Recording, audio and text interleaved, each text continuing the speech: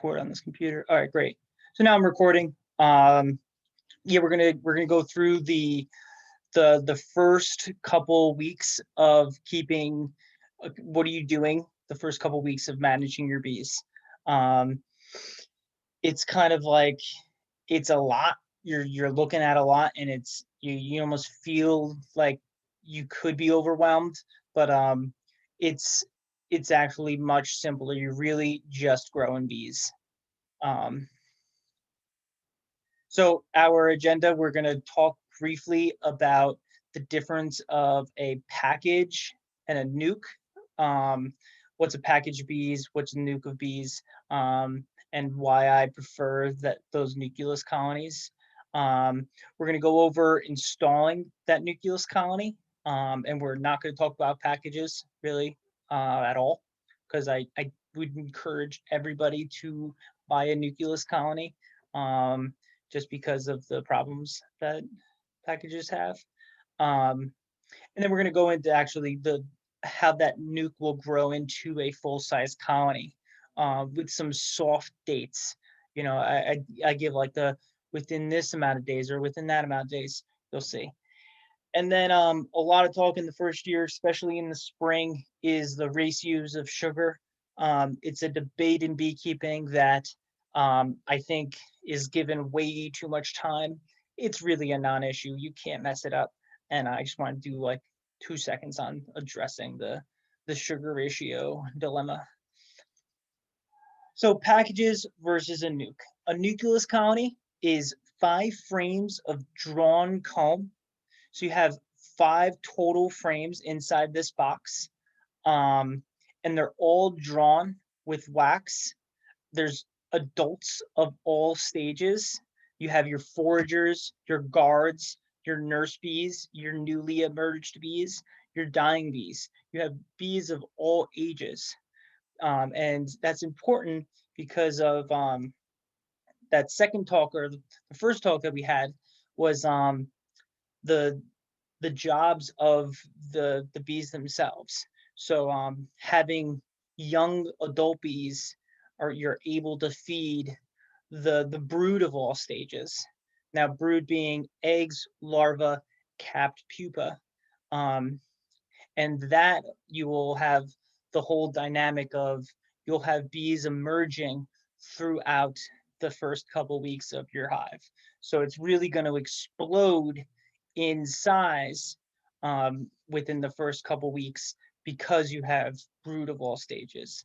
And then you have a mated queen that knows all of the adult bees in that hive, meaning she might be the mother to all of the adult bees, or she has at least been introduced to the hive and's been there laying eggs for a couple days already. Packages, you get a mated queen and 3 pounds of adult bees. Literally just that in a box. There's a can of sugar syrup to keep them alive. The mated queen is not introduced to the bees until before they ship out. So there's a time where they need to get introduced to that mated queen. There's problems with that where there's, some fighting because, all these bees are from somewhere else and from other colonies that people are literally just shaking bees into boxes. On a humanitarian issue, it's not a humanitarian issue. It's just if I was looking at prices today online, and I'm selling nucleus colonies for $200, and you can get a package shipped to you for $190. So yeah, you're saving $10, but you're getting so much more inside that nuke, and you're also getting a box that's probably worth $10. So yeah, let's talk about the how we talked about in the first class, where the adults all go through stages throughout their life based on age is the job. So they emerge as an adult, and they first become nurse bees, where they're feeding larvae and they're feeding the queen, and then they become hive builders, and then guards. So the glands that produce the food that's fed to larva and the queen turns off after 2 or 3 weeks. If you're only given 3 pounds of bees and a mated queen, it's going to take you 2 or 3 weeks to just be able to have enough comb for that queen to lay her first egg. And by the time you have larvas, the oldest bee in the hive is going to be 2 or 3 weeks old. So you're just setting yourself back way too far. So don't buy a package, please. What is my grandma Hanny would say, what's cheap in the beginning is dear in the end. So there's that one. So yeah, all right. So I already talked about this, but here's some really great photos of some capped brood. That's a pupating larva. That's the cocoon stage of the honeybee. If you were to compare it to a butterfly, that's a mated queen there, looking pretty as ever. You can see the queen in this photo looks much different from the queen in this photo. She is much darker. That's how it is. You kind of go from hive to hive, you'll get a different color queen. So, to base the color of, oh, my queen is this, where is she? The photos of Pat, they were all this color. No, you can't think about that. She's the longer one. She's a little bit more wasp-like. That's what you would be looking for if you're going to look for the queen.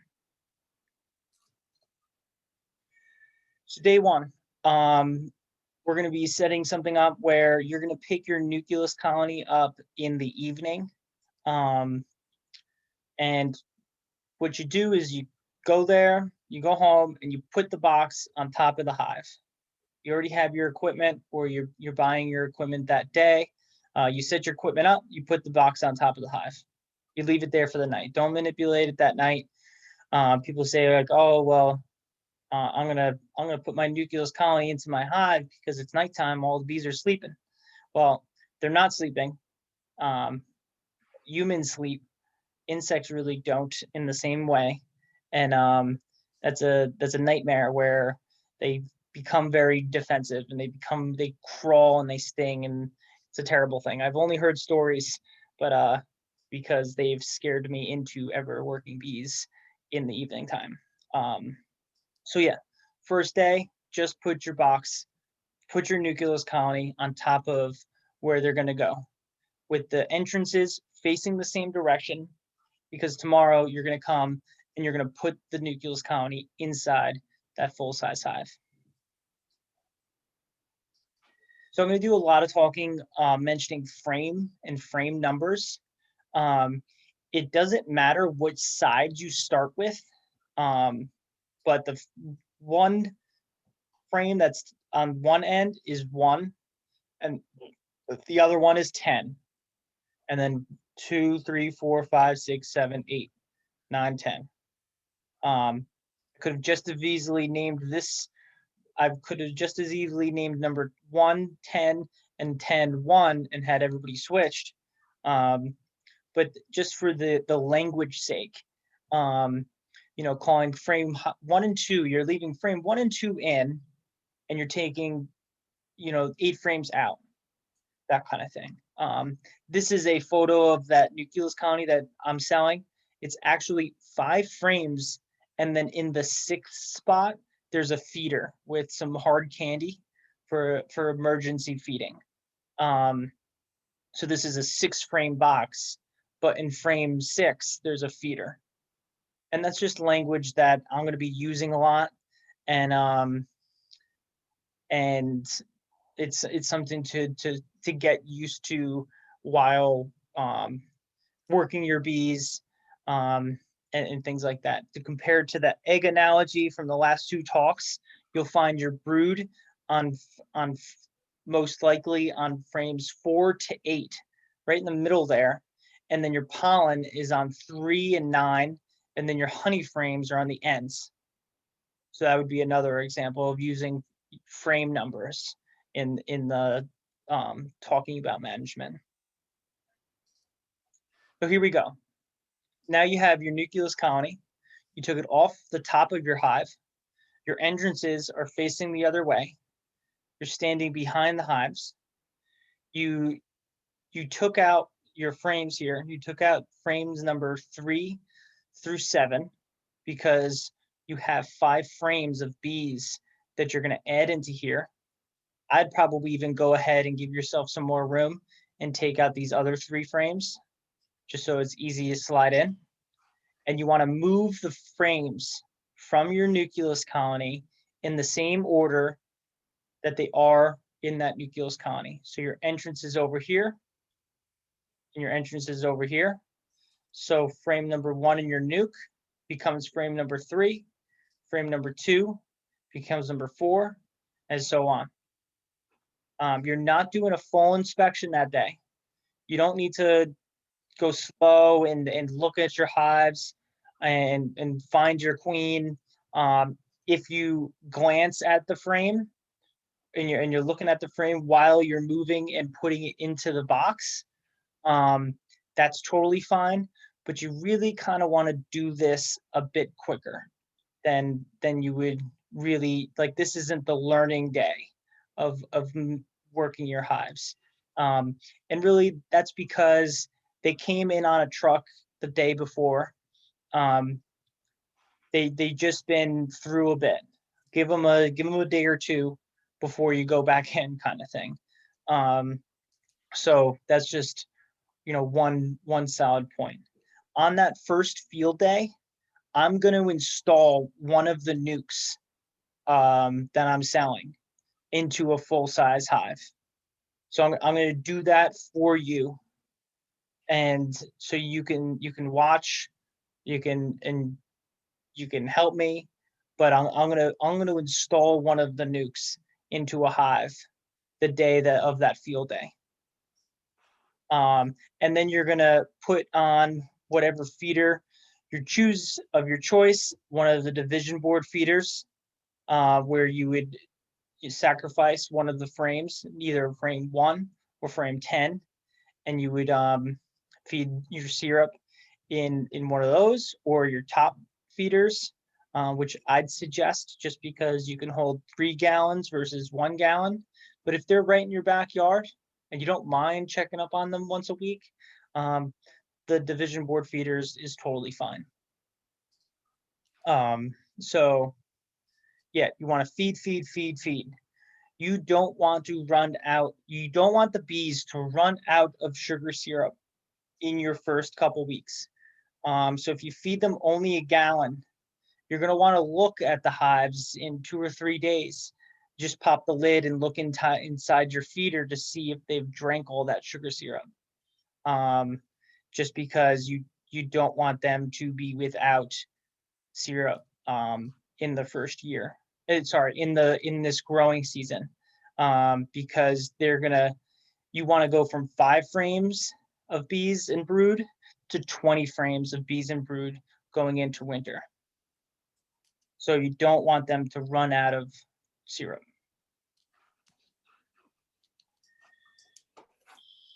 Okay, so on the 7th day, day 1, you just put your hive on top of the bees.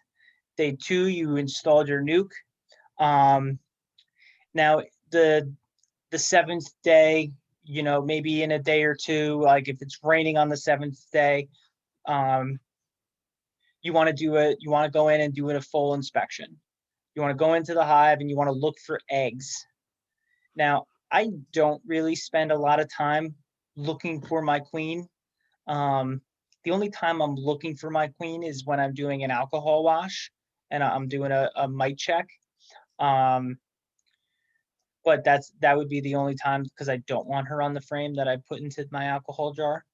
Why you want to find eggs? Because eggs, if you find eggs, as workers or brood eggs, or drone eggs, sorry, that means the queen has been there for at least 3 days. That means that you got a queen when you got a queen, when you bought the nuke, and she at least laid the egg that you're looking at. And that's a gold star for the health of the colony. Now, if you see that there's no change, and even like there's less bees in the box from the day that you put the nuke in versus the seventh day, that would be a thing where you would want to call the supplier that you bought the bees from, because there's an issue there. If I was the one that sold you the nuke, get on the phone with me and talk with me about it, because warranties and guarantees end after the real the first week, unless if there's no call. I don't want to hear about somebody saying, oh well, I bought a nuke from you 6 months ago and it was queenless when I got it. Well, that's 6 months ago, so if you want to do an inspection on the seventh day and look for eggs. And that's an important thing regardless of who you're buying bees from. Mhm.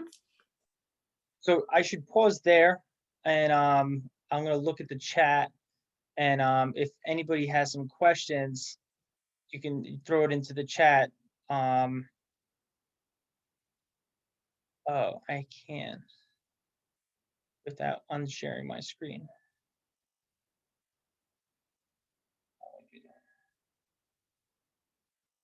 But is there any questions that you have, from there?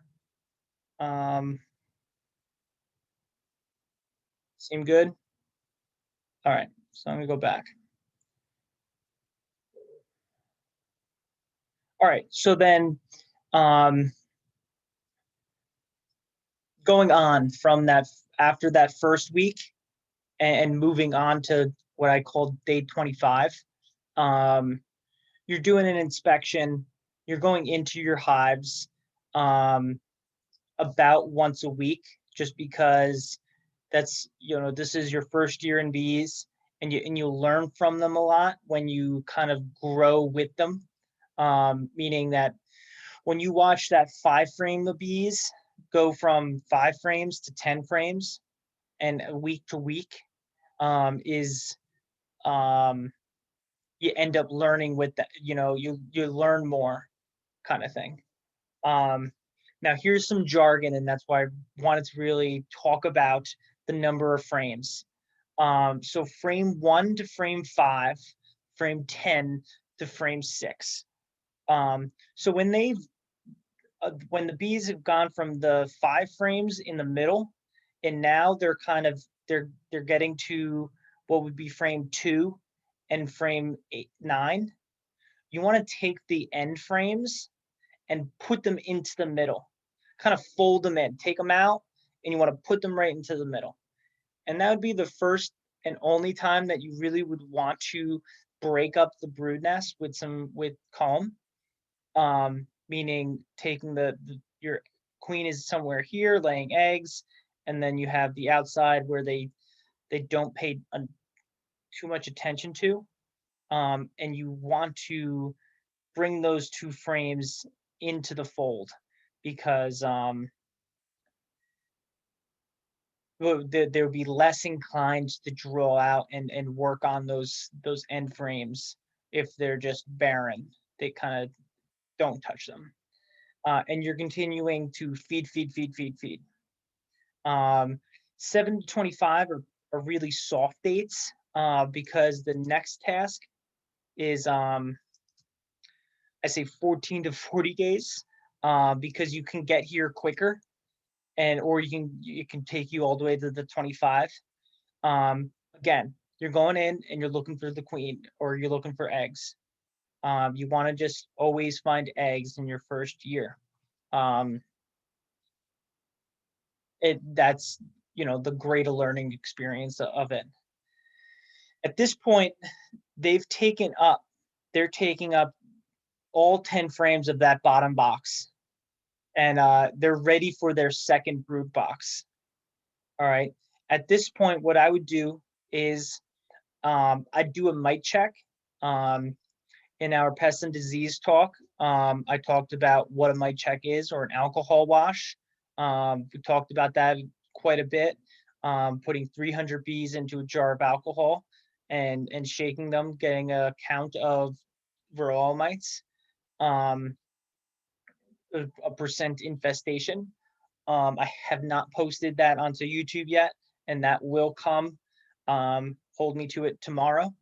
Um, but this would be a good time to do a mite check.